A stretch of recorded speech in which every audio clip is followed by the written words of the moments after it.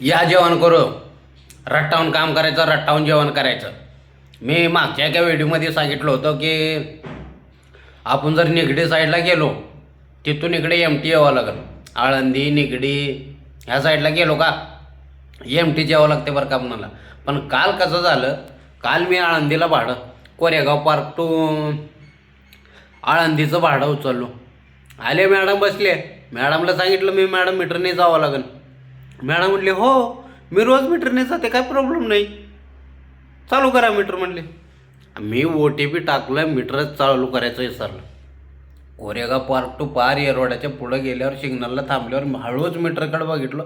आयला म्हणलं मीटरच टाकलं नाही. मॅडमला म्हणलं मॅडम मीटरच टाकलं नाही माझ्या लक्षात. ते मॅडम बी हसायला लागली, मी परेशान झालो.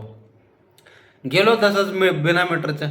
तिथं गेल्यानंतर मॅडम म्हणाली किती देऊ बाया पैसे, तुमचं नुकसान होऊ नये. किलोमीटरच्या हिशोबाने घेतलो बराबर 5-10 रुपये इकडं आणि तिकडं. पण मॅडमने दिले पैसे बराबर. आळंदीला सोडलो भाडं, तिथे एक अर्धा तास थांबलो. मग लगेच मला इकडं धानोरी लोहगाव ह्या साईडचं भाडं भेटलं मला.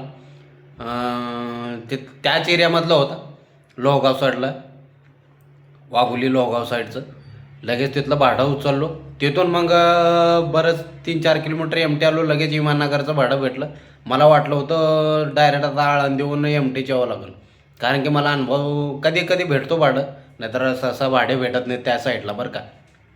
काल सुरुवात केलं मी 9 वाजता सुरुवात केलं तो ड्युटीला. पण 11 वाजेकडून एक फास्ट ट्रिप झालं तर आपलं. भाडे वाजतात बरं का, भाडे वाजत नाहीत असं नाही. पण विषय काय माहीत आहे का, पिकअपच होत नाही. कशामुळं पिकअप होत नाही, काल मला एक ऑटोवाल्यानं बुकिंग केलं होतं. त्यानं मला विचारलं 200 रुपयाचं ट्रिप होतं, 230 रुपयाचं. त्यानं मला विचारलं तुम्ही कसं उचललं, जामरमध्ये उचलले का. मी म्हणलं जामर म्हणजे काय असतो. जामर म्हणजे ते ट्रिप उचलायचं हे असते, ट्रिक असते म्हणलं. आणि 2 वाजता दुपारच्या 2 वाजता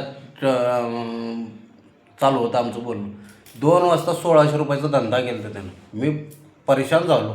2 वाजता दुपारच्या ताम तू डुमडुम त्या नंतर म्हण ताम.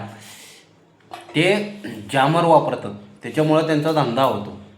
आणि ट्रिप वाजता 200च्या पुढचं जे ट्रिप वाजलं का पिकअपच होत नाही. तुम्ही कसंही दाबा, लय मुश्किल न होते बरं का. 200-300चं भाडं जर कोण उचलणं झालं, त्यांची दुसरी बुकिंग चालू असलं की मग आपणाला पिकअप होते, ते नंतर होतच नाही, ते त्यांनाच जाते.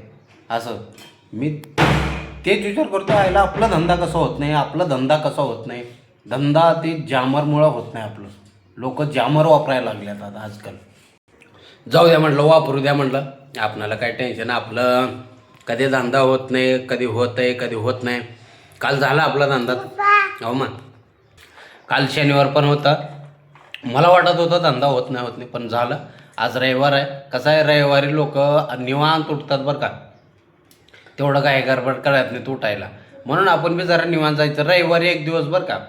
सकाळी गेलो तरी प्रॉब्लेम नाही, सकाळी लवकर गेल्यावरच धंदा होतोय. असं बरेच रिक्षावाले धंदा जे करतात का नाही, सकाळी लवकरच जातात, पण आपलं झोप पण व्हावं लागते. आपण राहतो कसं लांब, एक 15-20 किलोमीटर लांब राहतो आपण, खरं सांगतो तुम्हाला. आणि येताना आपण काय ट्रॉफिकमध्ये अडकून बसलेला असतो, त्याच्यामध्ये भरपूर वेळ जातो. आणि त्याच्यामुळं आपणाला आपलं झोपच पूर्ण होत नाही. आता इथून जावं लागतं मला 15-20 किलोमीटर लांब. पण ज्या एरियामध्ये राहतो ते एरिया एकदम शांत आहे, मस्त आहे, कायच अडचण नाही इकडं. एकदम असं गावठी एरिया आहे ना, मस्त वाटतं राहायला. एकदम शेतं बितं मस्त समोर. इकडं काय अडचण नाही, गाड्या नाही, गुरधाळा नाही, कसलंच नाही. एकदम शांत वातावरण आहे, थंडगार वारा येत राहतो. होय पिलो, इकडं बरं आहे. थोडं हैराण झालं तर झालं. लेकराची शाळा जवळच आहे, काहीच अडचण नाही. थोडं मला येणं जाणं लांब होते, पण काय अडचण नाही. शांत वातावरण आहे एकदम. आज रविवार असल्यामुळे जरा उशीर झाले मला. 9 वाजले आता, 9-9:30 वाजले आता. आता जेवण केलो की लगेच निघतो. सोमवारपासून आता मी ओबेर चालू करणार आहे. उद्या गेले की पहिलं ओबेर चालू करणार आहे, कारण की ओलामध्ये रेट एवढं कमी द्यायला लागले, भरपूर कमी द्यायला लागले. ओबेरमध्ये आता काय मी मागं डिलीट केलं तो ओबेर. आता जाऊन खराडी बायपासला जाऊन चेक करतो, चालू होते का नाही, काय प्रॉब्लेम विचारून येतो. ठीक आहे, टाटा बाय बाय. सबस्क्राईब करून घ्या, लाईक करून घ्या मित्रांनो.